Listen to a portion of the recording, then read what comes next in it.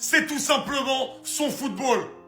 Contre Liverpool au match aller, contre Aston Villa au match aller, contre Arsenal au match aller, on va attendre le retour. Mais sur chaque match aller, il a imposé une domination de football à ses adversaires. Contre ces trois équipes, il a donné une leçon de football.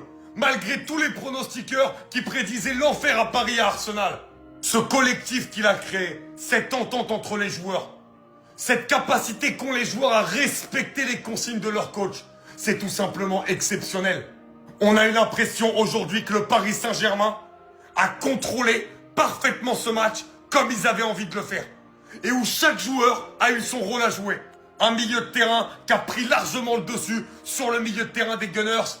Des défenseurs qui défensivement étaient costauds. Dans les temps faibles, ils ont su tenir. Mais la plupart du temps, le tempo de ce match était maîtrisé par le Paris Saint-Germain.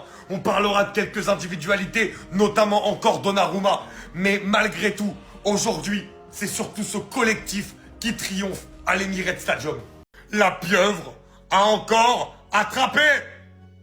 Et dans ses filets, beaucoup de joueurs d'Arsenal. Joao Neves, il est au garde à vous. Ce mec-là est la meilleure recrue du dernier mercato estival, dans toute l'Europe confondue. Lors de tous les matchs de Ligue des Champions, ce mec-là, il sort des masterclass. C'est tout simplement extraordinaire. Joao Neves est tout simplement à un niveau monstrueux. Dans l'abattage au milieu de terrain, dans les récupérations, le nombre de retours défensifs qu'il fait encore aujourd'hui, et notamment 2 qui sauvent des buts. Qui sauvent des buts très clairement. Où il vient de derrière dans la surface sans faire faute. C'est-à-dire que ce mec, il ose, il a pas peur. Il a une insolence dans son insouciance qui est exceptionnelle. Il est incroyable. Il a vraiment une palette au milieu de terrain exceptionnelle. On pouvait dire que c'est cher, mais aujourd'hui, à 60 millions, c'est cadeau. Parce qu'aujourd'hui, avec la saison qu'il fait, la campagne de Ligue des Champions qu'il fait, et à son âge, avec autant d'années de contrat, il vaut le double. Je n'ai jamais vu un mec, les amis, et je suis tellement heureux, qui a autant retourné l'opinion publique en l'espace de 3 mois. Vous le vouliez tous au placard. Vous le vouliez tous mort. Vous le vouliez tous loin de votre club. Personnellement, je m'étais jamais acharné sur lui sur une vidéo. Parce que comme dit Bielsa, El tiempo te dará la razón. Le temps lui donnera raison. Quand il a été acheté, on a dit Donnarumma est un énorme gardien. Pendant 2-3 ans, il y a eu des boulettes, il y a eu des erreurs. Paris a été patient avec lui. Paris a eu raison.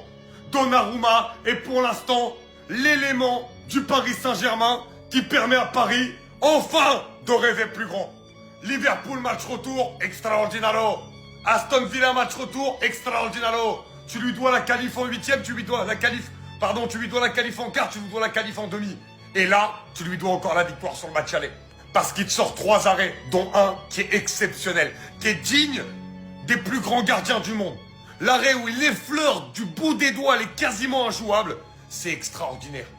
Le Paris Saint-Germain doit tout à Donnarumma sur cette Ligue des Champions. C'est stratosphérique. Joueurs qu'on notifie jamais, mais qui font un travail très important pour le collectif. Et ça, il n'y a aucun supporter du PSG qui le voit depuis le début de la saison.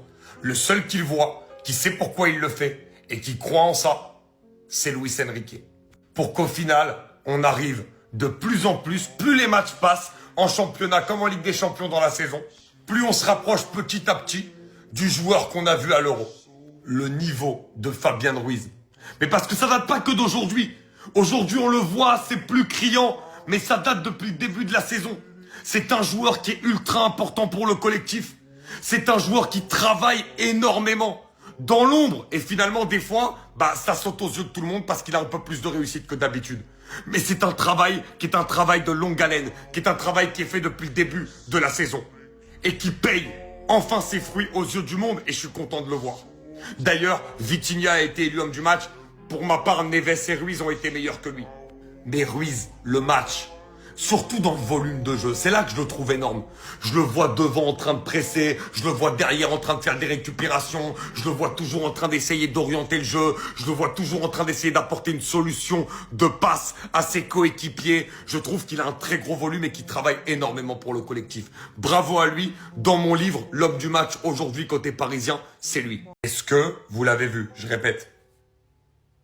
Mais surtout, est-ce que vous avez vu dans le match d'où elle vient la passe? La passe, elle vient quasiment de l'autre côté en transversale. Regardez le contrôle. Je parle de ça pour dire que techniquement, ce mec est un génie. Son football ce soir, ça n'a pas été la folie. Il y a eu des mauvais choix, etc. Mais malgré tout, il y a quand même des actions de grande classe quand il prend le ballon. Ça veut dire que c'est un joueur qu'il va falloir qu'il joue un peu plus simple. On a vu Enrique s'énerver un peu quand il cherchait à y aller tout seul. Mais des fois, il cherchait à y aller tout seul face à 5 joueurs, mais il passait 3. Tu vois qu'il y a quelque chose. Et nous, ça nous rafraîchit dans le football. On aime voir ça. Surtout dans une demi-finale de Ligue des Champions. On aime voir ces gestes. Moi, quand il a fait ça, je me suis levé. J'ai dit, waouh, qu'est-ce qu'il nous fait? On aime voir ça. Maintenant, oui, pour gagner une compétition, il va falloir qu'il épure un peu son jeu. Mais nous, voilà, ça nous manque les artistes comme ça. Ils sont en train de tous partir. Donc quand on voit ça, on est comme des fous. Celui qui revient de tellement loin qu'on n'y pensait même plus. C'est lui. Celui qui est à 45 goals assists, qui pulvérise le record de sa carrière personnelle. C'est lui. Celui qui a marqué le but de la victoire à Liverpool. C'est lui. Celui qui marque encore le but du match aller contre Arsenal. C'est lui. Celui qui a changé le visage offensif du Paris Saint-Germain de par son repositionnement en tant que numéro 9. C'est lui. Celui qui a changé son style de vie, c'est lui. Celui qui a changé son hygiène, c'est lui. Celui qui s'est transformé en tant que leader d'une équipe, c'est lui. Ousmane Dembélé, les amis. C'est tout simplement exceptionnel la saison qu'il est en train de nous pondre. Et le changement est tellement tonitruant et tellement bluffant que j'ai juste envie de le regarder et de lui dire bravo. Il se blessait tout le temps, il est plus blessé une fois. Il joue 90 minutes quasiment à tous les matchs. Il est devenu indispensable. C'est tout simplement exceptionnel le changement qui est arrivé avec Ousmane Dembélé. Et je pense, bien que ça fasse mal de le dire pour l'autre joueur en question, mais le départ de Kylian Mbappé lui a fait le plus grand bien. Parce que Dembélé, avec son niveau, c'est vrai qu'on l'avait jamais vu comme un joueur majeur d'une équipe, alors qu'avec le niveau qu'il a, il pouvait être le leader d'une équipe. Et ben Luis Enrique l'a compris et en a fait le leader du Paris Saint-Germain. Un des joueurs de l'ombre dont on parle jamais à Arsenal, mais qui est hyper important, a énormément manqué ce soir aux hommes d'Arteta. Arsenal qui n'a pas fait un mauvais match non plus, qui aurait pu à quelques moments gêner le Paris Saint-Germain, surtout une fois s'il n'y avait pas eu un énorme Donnarumma sur l'arrêt exceptionnel qu'il fait. Mais globalement, Arsenal n'a pas été dans son match parce qu'Arsenal a été privé de ballon par le PSG et qu'Arsenal est une équipe qui aime avoir le ballon. Mais Arsenal a énormément galéré à récupérer le ballon dans les pieds parisiens. Et pour moi, la clé, elle s'est fait là. Et s'il y a un des joueurs qui récupère énormément de ballons du côté d'Arsenal et qui a énormément manqué à cette équipe, c'est Thomas Partey.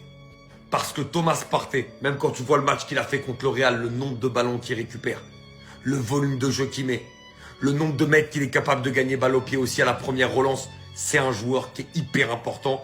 Et évidemment, tu vois beaucoup moins Rice quand il n'est pas accompagné de Partey. Et là, il était remplacé par Merino, alors que ça fait 2 mois que Merino joue devant, il avait moins de repères au milieu de terrain, et Merino, c'est dans un autre style, plus quand tu conserves le ballon. Mais pour récupérer des ballons, un Partey est hyper important, et il a énormément manqué ce soir à Arsenal. Quand on a la VAR, quand on va checker la VAR, et qu'on ne siffle pas un penalty, alors qu'on voit ça, c'est qu'il y a un vrai problème. Moi, je le répète, je suis toujours contre la VAR tant qu'elle est utilisée comme ça. Regardez combien de fois on a parlé de l'arbitrage. Il y a un problème. On est censé avoir la VAR. On est censé pouvoir regarder. C'est censé pouvoir résoudre des injustices. Amener moins de débats sur l'arbitrage. C'est pour ça qu'on a mis la VAR en place.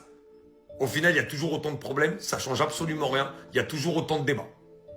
Donc pour moi, autant ne pas la mettre. Si c'est pour l'utiliser comme ça, autant ne pas la mettre.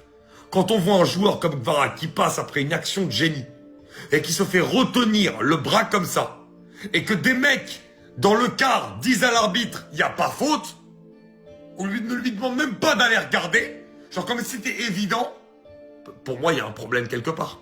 Je suis désolé.